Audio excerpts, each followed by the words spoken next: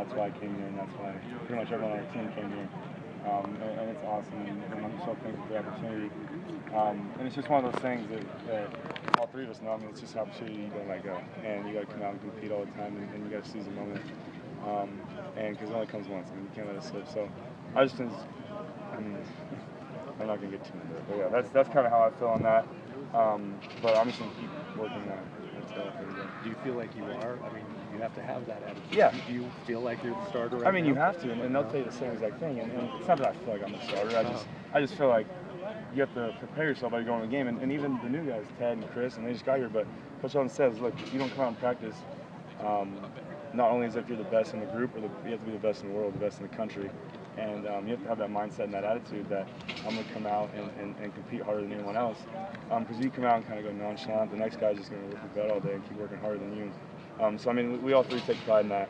And it's nice to have Coach Melton pushing us. And even said yesterday, he's like, look, it's a competition, and this is what I'm grading you on, this is what's going on, and you guys got to go out and improve and work and show me that you can do it. And he said, but it doesn't matter who you are in the depth chart, I'm prepared to do the same. So. Does it feel different coming into this first practice than the previous 2 years because of the disappointment last year? Did you sense any difference?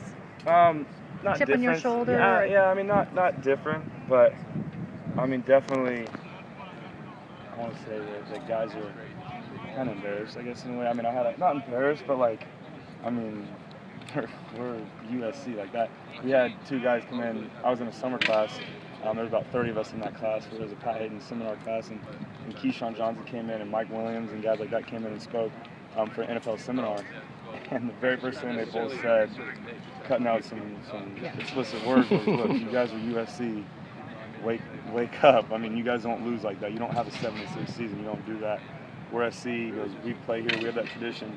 You don't do that. So you guys need to start winning. He's like, it's embarrassing. So, I mean, it's kind of a sense of we want to get back to where SC is, or SC was.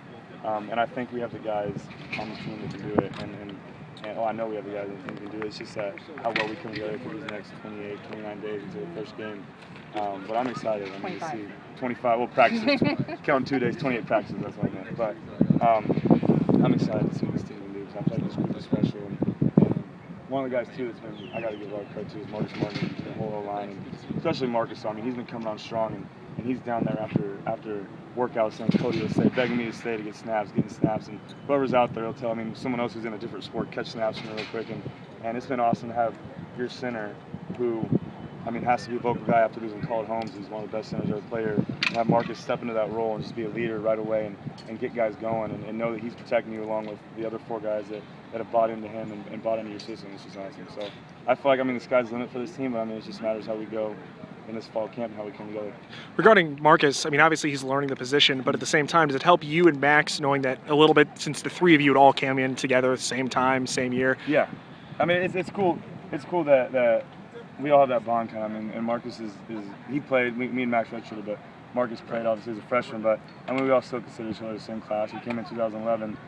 But yeah, it's been nice to know him. We've known Marcus for 3 years now, and Marcus is one of those guys that's a great guy, but at the same time, he wants to win. You can tell that he wants to win, and whatever it is that he's doing, and he has that competitive spirit that you can only beg for in a center like Called Holmes has. And those are the teams that are truly getting. It starts with the O-line, D-line, and I think both sides of the ball with that. I mean, we're great. I mean, especially guys like Leonard Williams, George Ucro, and then our whole O-line. I mean, Graff, Turk, Martinez, and then Andre Walker's coming on so strong, and then Marcus is leading. So I mean, it's been great. How different is it for you? A year ago, you knew there'd have to be an injury or in training. In what?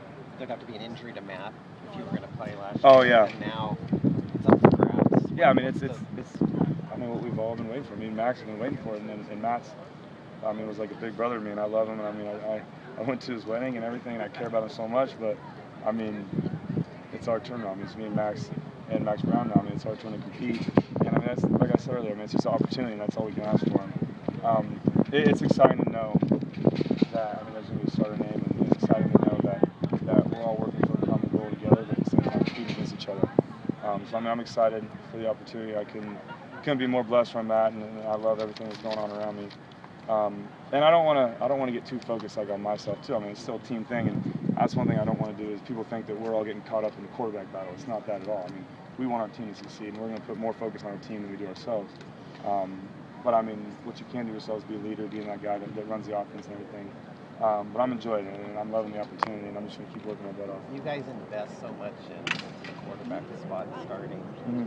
If one of you doesn't get the start, how devastating does it feel? I mean, it's obviously going to be disappointing, but it's not the end of the world. I mean, you still got to compete, and I mean, there's no success without adversity, you know. And I've dealt with it my whole life and everything going on. I'm not just here, just everything in my life. And I'm sure they have too, and I know they have.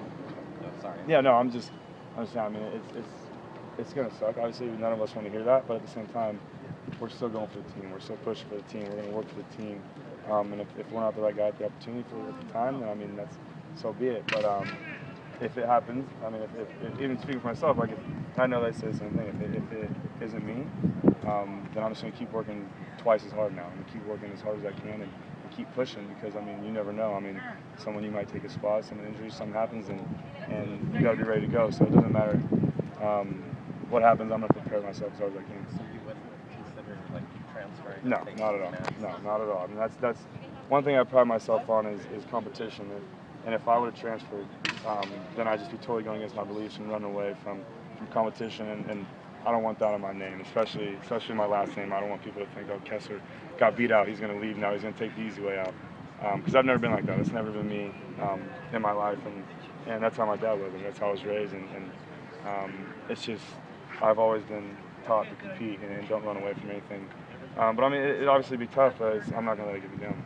How much did that, you had a really good spring, how much did that give you confidence in the summer? I think the best part about spring for me was that it was nice that, and I mean, kind of going back to the Matt thing, getting to run with the ones a lot more. I think that helped both me and Max out a lot. Getting to run with the ones, especially in the spring game, and getting that game-like situation going with the ones. Because before, I mean, Matt would always take all the one reps, and since we got to do that, I think that helped a lot. And I think as a team, I mean, a lot of guys took positions, filled positions. There were a lot of position changes in the spring. I mean, we started out and Turk was playing center, and then we moved to him, and then we put Marcus there, and guys jumped around on the O-line and jumped around at defensive spots, and guys moved from, like Deion Bailey, from linebacker to safety.